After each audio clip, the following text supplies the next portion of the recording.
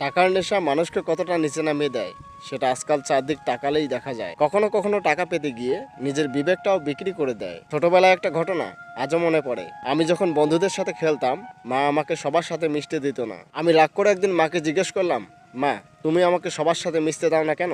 মা তখন শান্তভাবে একটা কথা বলেছিল, বাবা শোনো, হাড়ের সাথে থাকলে হাড় হয়, আর চন্দনের সাথে থাকলে চন্দন হয়। ছোট ছিলাম তখন কথাটা ঠিক বুঝিনি, কিন্তু বড় হতে হতে আজ বুঝি এই একটা কথার ভিতরে পুরো জীবনের শিক্ষা লুকিয়ে আছে। মানুষ যার সাথে মেশে ধীরে ধীরে তার মতোই হয়ে যায়। ভালো মানুষের সঙ্গ মানুষকে ভালো করে, জ্ঞান বাড়ায়, চরিত্র গড়ে, সম্মান এনে দেয়। আর খারাপ সঙ্গ ওটা মানুষকে ধীরে ধীরে এমন এক পথে নিয়ে যায় যেখানে টাকা থাকে, শান্তি থাকে না।